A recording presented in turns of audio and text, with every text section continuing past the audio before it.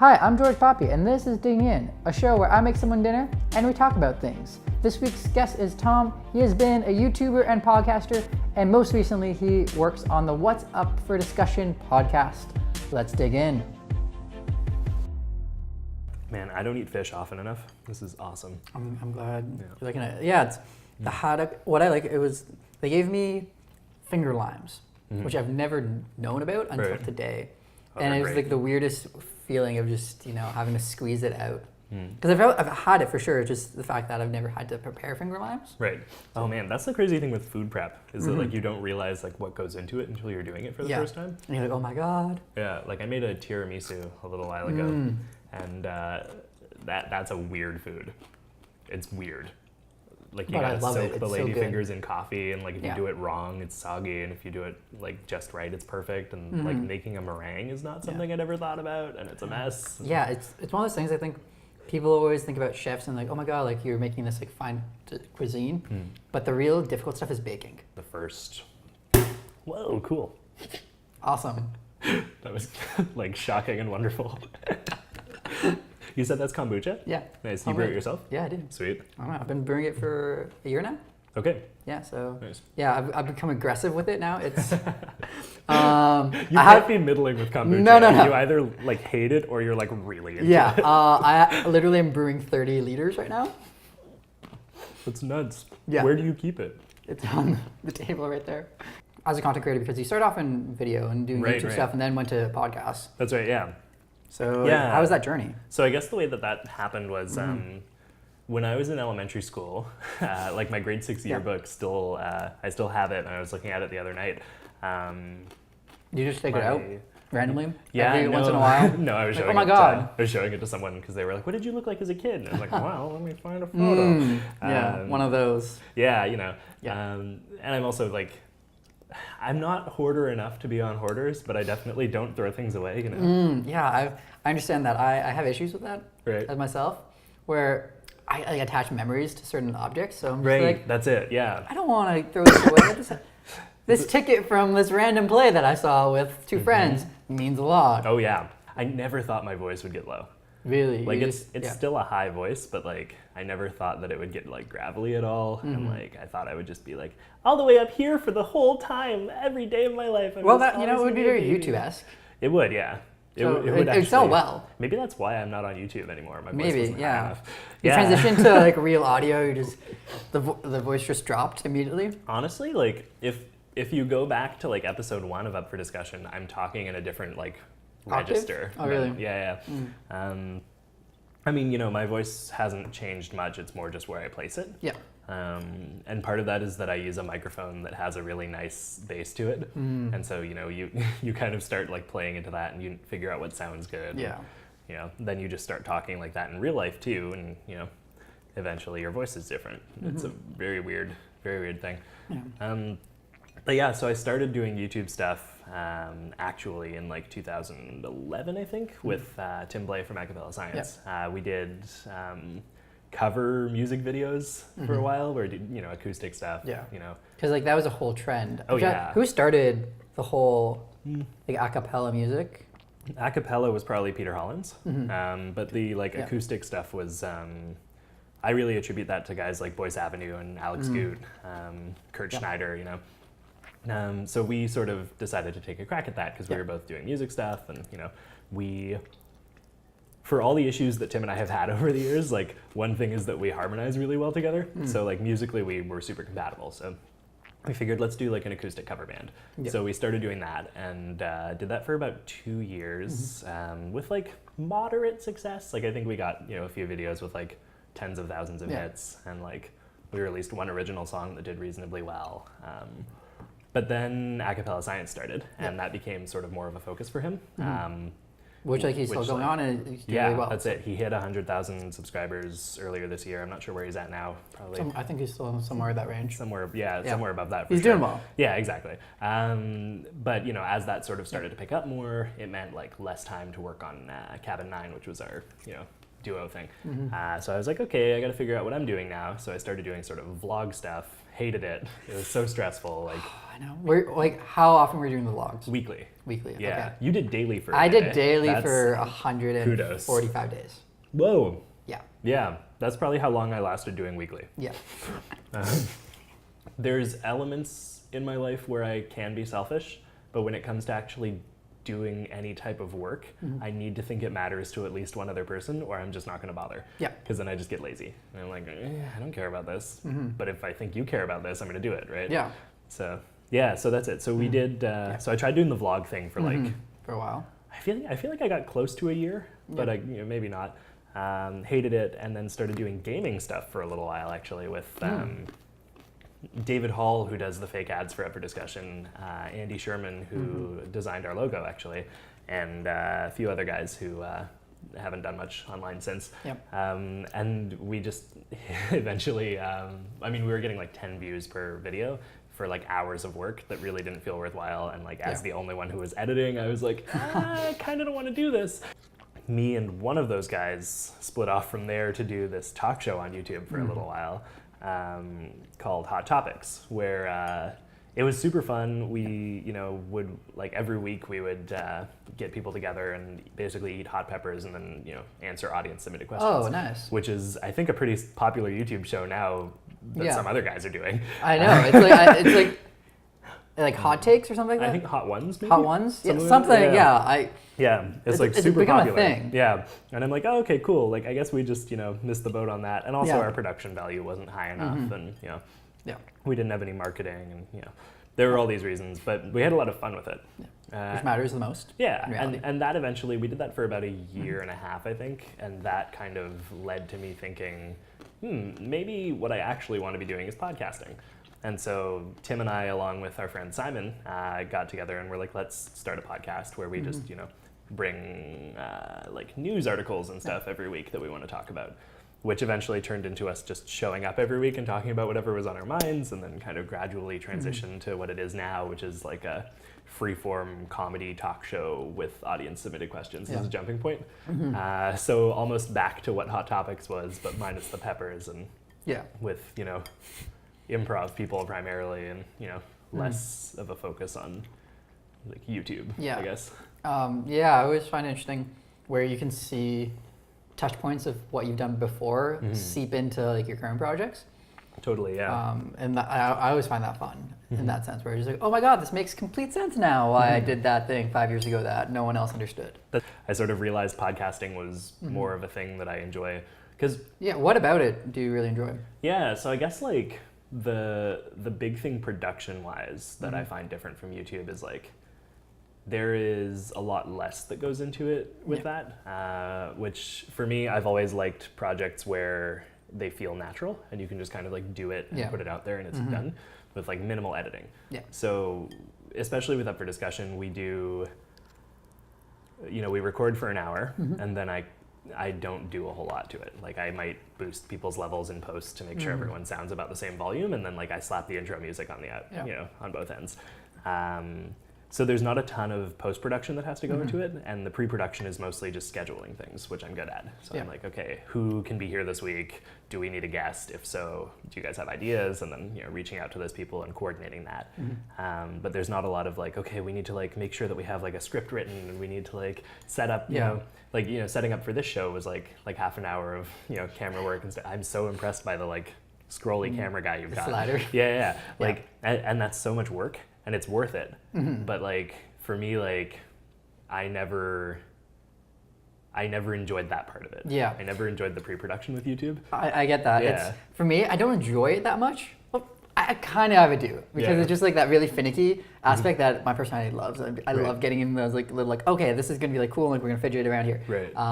But it's more because I know that in post-production, I'm gonna love myself for the three angles. Yep. Or with anything, it just. Because I've had so many projects in my life where I'm looking at the footage, I'm like, we don't have enough coverage. I can't make this good regardless of what I do. And then I feel horrible. Right. Yeah, and then you've just got like a mediocre end product. And then I'm like, I just like that goalie mentality where it's just like, even though you're the last line of defense and everyone else fucked up to like the person scoring, you feel like you're the one to blame. Yeah, totally. It does. How like what's your workflow right now for Discussion? So we basically as the producer, I put a lot of hours into it, right? course. My co-hosts show up Monday evenings usually, sometimes Tuesdays. We record for about an hour, and then they head home and I edit it. The editing takes maybe an hour and a half because I'm basically just listening through, adjusting, and making sure that everything's okay. Yeah, exactly. Occasionally I cut bits out if someone's like, "Ooh, I really shouldn't have told that story." I'm like, "Okay, we can get rid of that." Yeah. But a lot of the time it's just sort of like musical cues and Making it nice. So it ends up being that, and then I spend about an hour to 2 hours a week on like pre-production of just sort of coordinating, who can show up any given week and like what our topics are. Because you said earlier before cameras were rolling that you have 5 hosts now. That's right. Yeah. And then 2 that are kind of two guys that who are like come by once in a while. semi-regular guests. That's it. Yeah. But you should get a title for them that's really oddly specific. Or correspondence. Yeah, something, or like make it like just like your own word. Like make up a word that explains what they are. Oh, that'd be cool. Yeah, like sort of a niche branding thing. Yeah. Basically what it is like, one of them is Julian McKenzie, who like we think of as like, an honorary guest host basically, because he just can't commit to being on full time, but like, he's always down to do it, and we like bringing him on as often as possible. Yeah. And the other guy who's actually only been on once but wants to come on more often is David Hall, who does our ads, our fake ads specifically, which has been so much fun. He came to VidCon with me this past summer, and it was really neat because neither of us is super YouTubey, but we like got a lot out of it and got to just hang out and One second, I'm just gonna because that cut out. Oh yeah. The classic. You get 30 minutes and then. Yep. I've definitely boot it off. Definitely had that. Yeah. I'm assuming you don't miss that about video. Not at all, yeah. That was a major reason that we didn't do a video component for Up for Discussion as often as we could have. Like we tried it out for a bit and then realized like we don't want to do that halfway through the show every time. Yeah. So what we started because it just breaks the flow, I find. Yeah, that's it. Yeah. Yeah. So what we would do instead, I mean, at least you've got labs, so you could theoretically keep talking, right? Like it breaks the flow for the video, but the audio is, Still goes. Yeah, but for us, like, we're at these like stationary mics on the table. We'd have to get up and go across the room and adjust it. And it's like, we when we were doing video, we would be like, okay, we're gonna roll the camera for the first half hour, and then I'll just cut it down to like a 10-minute clip of like something good. Yeah, that's it. But yeah, so it's been nice for me doing podcasting now instead of YouTube, just because like it feels more. It feels like I'm getting more bang for my buck, basically. And like it's just like it just feels better for your personality. Yeah, that's it. And it's nice. Like I tend to. I mean, I'm the type of person who looks into every reflection that I see to check how I look. And like this is something I'm like working on in myself, where like I'm trying to resist the temptation to look at like car windows as I walk by them going down the street, because I just got used to it because I was so insecure in high school that I started doing it to like check my posture constantly. Oh yeah, what? Which like that's healthy at least. Oh yeah, totally. That's a good reason. But then like doing that made me start like also checking my hair and like making sure that I looked good. And, you do have a nice little coil. Oh yeah, this thing, it's frustrating, but I also love it. Because it kind of just like, it's out of control most of the time. But when it's not, I'm like, yeah, cool, it looks good. But yeah, that's the thing is like I spent so many years doing that to adjust my posture, and then that turned into just checking how I look all the time. Yeah. Which like, it's kind of annoying for me, and like, it also, every time I look into a car window to like check my reflection, I feel like I might look like I'm about to try and break into that car, and I'm like, I don't want someone to notice that and like assume. So I've been trying to do less of that. Yeah, well, that's it. And it's like, when I do the podcast stuff at home, like, it doesn't matter what I look like. I can be in sweatpants and I can just kind of like show up schlubby and look tired, and like no one's gonna know. I mean, they'll hear my voice. If I'm tired, they'll hear it, but like they're not gonna see. And that's been nice, like just for vanity things. Like it kind of keeps me in check with that I didn't realize I needed until I had it. It's been really good. That's really cool. Yeah, it's interesting. When you realize you have tendencies that you don't like about yourself, you just don't put yourself in situations to be able to act on those tendencies. Right, yeah. That's it. Yeah. And the other thing that's nice is like, because it's basically an hour of unedited conversation every week, you start to notice things about your speech patterns. So if you find something you don't like, you start to be more conscious of it. If you find yourself like, I'm better now than I used to be. I feel like nobody's ever going to be perfect at this, but I've gotten better at not interrupting people, right? Like you sort of learn how to you learn conversational skills, you learn how to express yourself. I feel like it actually has kind of like gradually made me a better person than I was when I started. And yeah. No, I honestly feel the same way. Right? It's because this is right now the 10th episode, I think, I'm actually doing.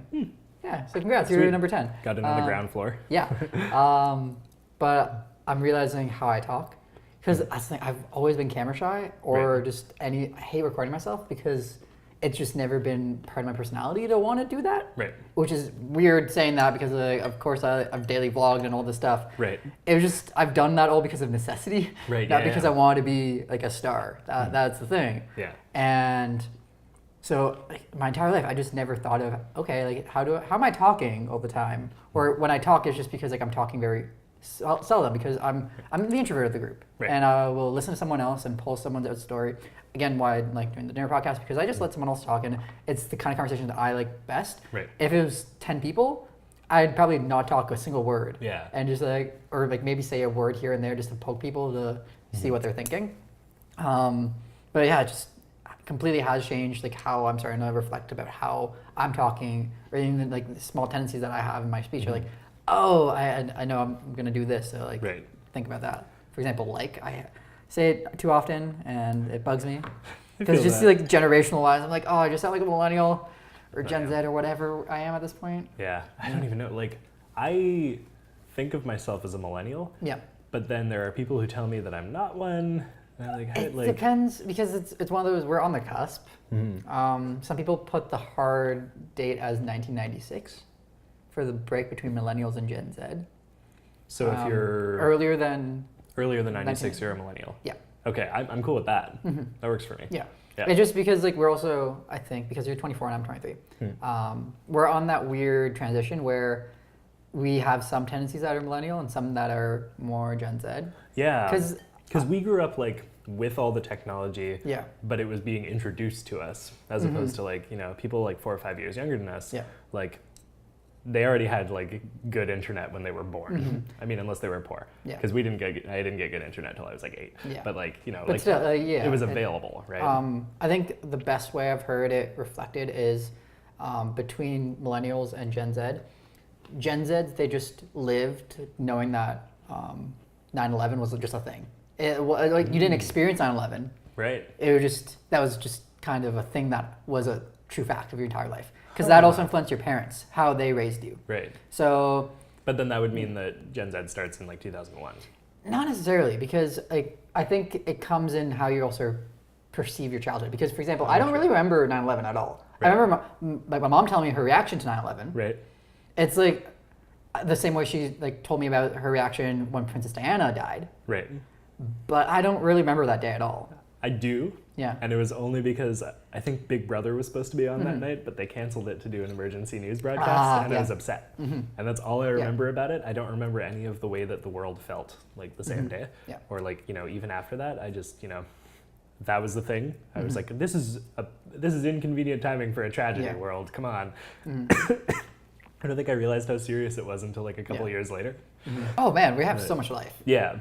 Which I also get so excited about.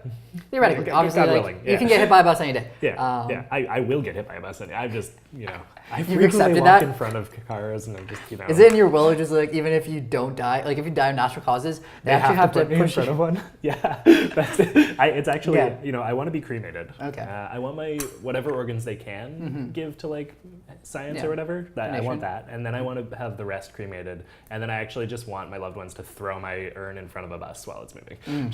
Just done. Oh, that'd be great. It's like, and if they don't do that, they don't get their inheritance in the will. Make that a stipulation. So I mean, it's like it's not a huge, they can do what they want. It's 40. They're getting $40, right? Yeah. So it's not that much. I'm so broke. But man, for $40, would you not throw someone's ashes in front of a bus? Oh, I'd do it for like a 20. Let's be real. That's our show. This week we're produced and edited by me. Our theme song is by Ashmeta, and our logo is by Isabella Lee. And special thanks to our guest, Tom.